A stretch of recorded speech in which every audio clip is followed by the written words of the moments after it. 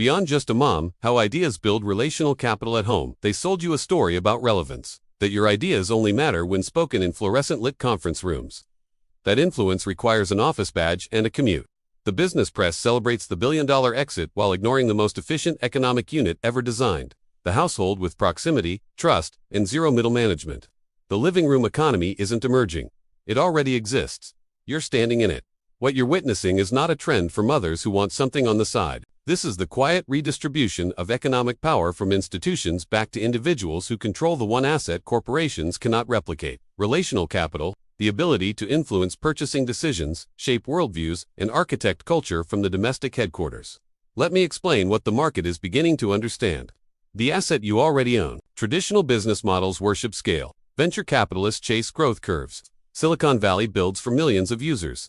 But there's a silent counter-movement gaining velocity. The recognition that depth outperforms breadth in the attention economy. You do not need 1 million followers.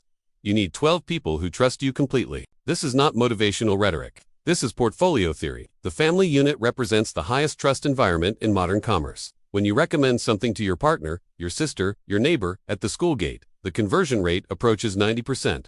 Instagram ads pray for 3%. The asymmetry is staggering. And yet, the narrative tells you this proximity is a limitation. That being just a mom disqualifies you from serious commerce. The opposite is true. You are embedded in the densest trust network available. You have daily access to the people corporations spend billions trying to reach. Parents making purchasing decisions, individuals forming habits, households allocating budgets.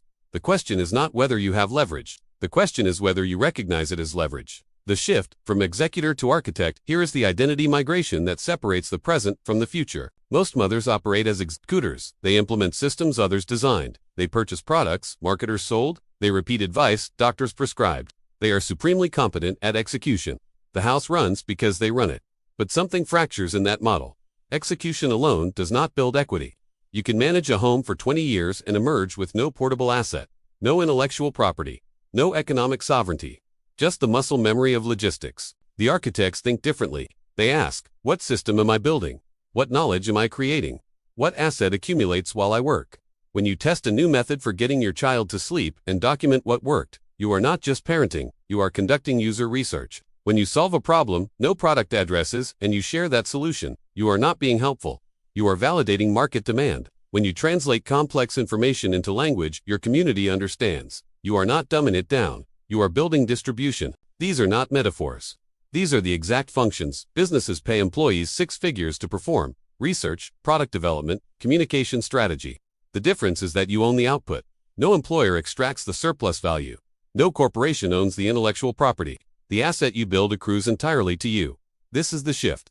From executor to architect, from participant in someone else's system to designer of your own. The empathy arbitrage, your economic moat. Let me introduce a framework the institutions cannot replicate. Artificial intelligence can now write copy, analyze data, predict behavior. It can optimize supply chains and automate customer service.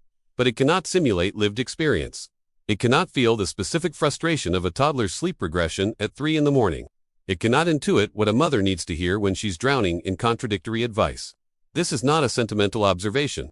This is competitive advantage. You have access to a dataset that does not exist in any corporate server, your own embodied knowledge. The insights you generate from direct experience cannot be purchased, cannot be outsourced, cannot be automated.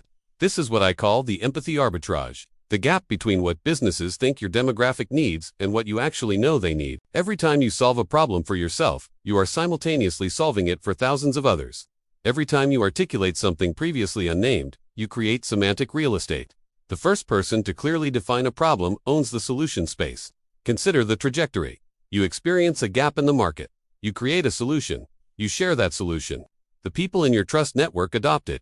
They tell their trust networks, no advertising budget, no venture capital, just the compounding returns of genuine utility. This is not virality. This is propagation through trusted channels. It moves slower than a TikTok trend but lasts decades longer. It is the architecture of legacy brands, now available to individuals. The institutions are beginning to realize they cannot compete with this. They can manufacture attention, but they cannot manufacture trust. And in an economy drowning in content, trust is the only moat that matters. The economics of the domestic headquarters strip away the cultural narrative and examine the pure business case.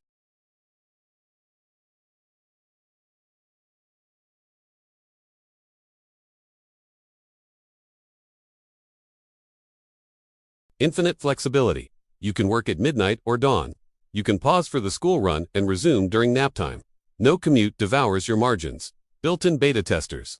Your family and community provide immediate feedback. Product market fit reveals itself in real-time conversations, not expensive focus groups. Aligned incentives. When you build something that serves your household, you are simultaneously building something that serves a million households facing identical challenges. Your self-interest and market need are perfectly synchronized. This is not work-life balance.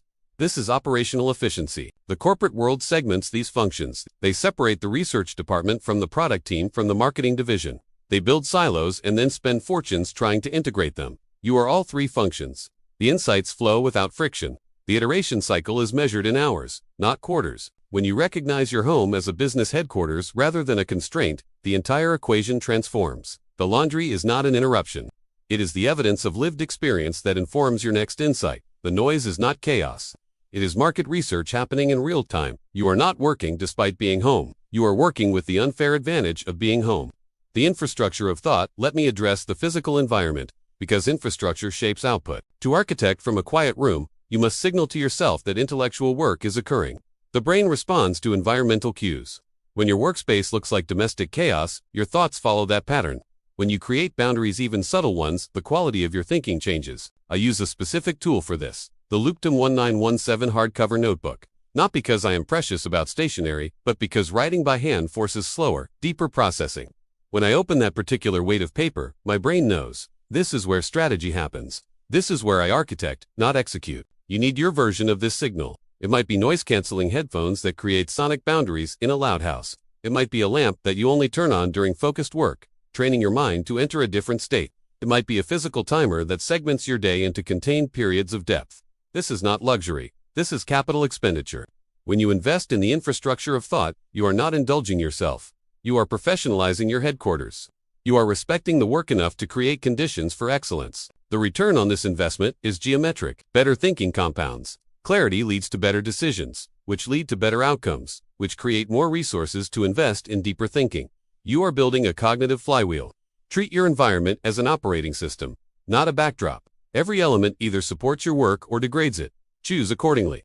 The sovereignty thesis here is what they will not tell you in the business books written by people who never stayed home with children. The most powerful position in any system is the one that controls information flow and shapes narrative at the source. You are positioned at the source. You influence what your children believe about the world before any institution reaches them. You shape what your partner thinks about health, money, education, purpose. You determine which ideas enter your household and which get filtered out. You are the editor-in-chief of your family's worldview. This is not soft power. This is the definition of power. Corporations spend billions trying to reach the decision-makers in your household. They hire agencies, buy data, optimize algorithms, and you have direct access. You are not bypassing the system.